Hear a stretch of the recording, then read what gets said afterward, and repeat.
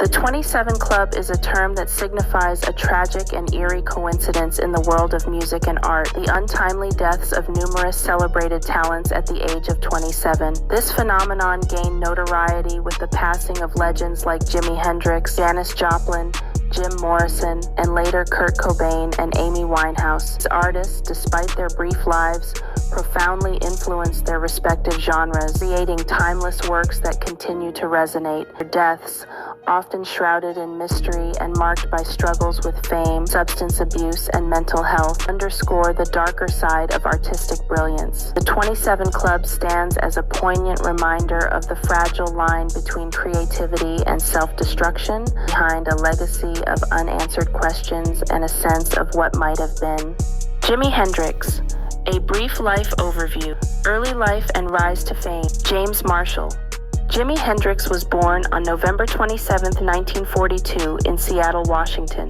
From an early age, he showed a keen interest in music, initially learning to play the guitar at the age of 15. His unique style, which combined blues, R&B, and rock, quickly set him apart. By the mid-1960s, Hendrix had moved to London, where he formed the Jimi Hendrix Experience and gained widespread acclaim for his innovative guitar work, dynamic stage presence, and groundbreaking recordings like Are You Experienced and Electric Ladyland.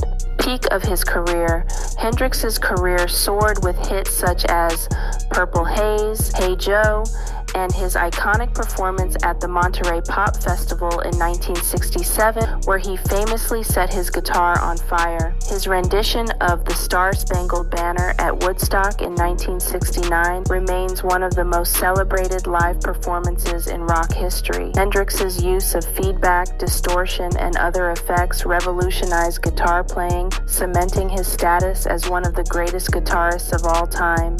The mysterious death of Jimi Hendrix's final days. In the months leading up to his death, Hendrix's life was increasingly chaotic. He was reportedly exhausted from constant touring and struggling with personal and legal issues. On September 17, 1970, Hendrix was in London, staying at the Samarkand Hotel with Monika Dannemann, a German figure skater and painter. The night before, on the evening of September 17th, Hendrix and Dannemann attended a party hosted by an associate, Philip Harvey. Reports suggest Hendrix took a combination of drugs, including amphetamines and sleeping pills, and consumed alcohol. By the early hours of September 18th, the couple had returned to their hotel. Accounts vary on what transpired next, but it's widely believed that Hendrix took 9 Vesperax sleeping tablets, a potent barbiturate several times the recommended dose. Eric Burden of the Animals, who had partied with Jimi the night before, was called first by Monika Dannemann next day. Initially, he claimed that Hendrix's death was a suicide due to a sad poem found written in his hand, but official report by the authorities revealed large quantities of red wine in his stomach and 9 Vesperax sleeping tablets. However, Hendrix was a chronic insomniac and rather should not have felt such disastrous effects from 9 Vesperax pills. He was also found with a pack of 42 Vesperax in his pocket. If Hendrix was intent on self-termination, he would have taken all of the Vesperax. Also, Jimi Hendrix was not a drug addict, did not die of a heroin overdose as was initially printed in some publications as the cause of death. In spite of official findings, many have expressed a belief that Hendrix's death happened very differently. One version of the story is suggestion that those in the ambulance did not properly attend to Hendrix. Others believe in theory that Hendrix was killed by Dannemann. A scarf was wrapped tightly around his neck when he was placed on the ambulance. And next is that his manager killed him because Hendrix sought to terminate his contract.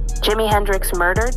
Legendary rocker waterboarded with wine by mafia hitmen. Jimi Hendrix was choked to death with wine by hitmen hired by his former MI5 spy manager to cash in on his $1 million life insurance, it has been claimed. But after months of hard drug abuse and failing gigs, there was more pressure than ever on the Seattle-born star to perform. The Hey Joe singer had split with his band Jimi Hendrix Experience and joined up with old bassist Billy Cox and drummer Buddy Miles to record record a live album, forming the Band of the Gypsies. Over the past 47 years, some of Jimi's friends and colleagues have spoken out about his final hours, with some pointing the finger at his British manager Mike Jeffrey. And one band roadie even insists the suspected former CIA man even confessed to the murder a year after the guitarist's death. Hendrix was one of the highest paid musicians in the world by the end of 1969 after Woodstock Festival, reportedly with a net worth of $175 million.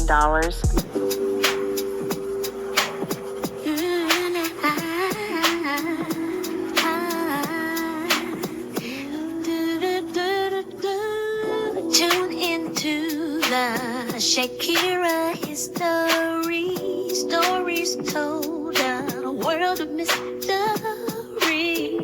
ancient tales and modern news.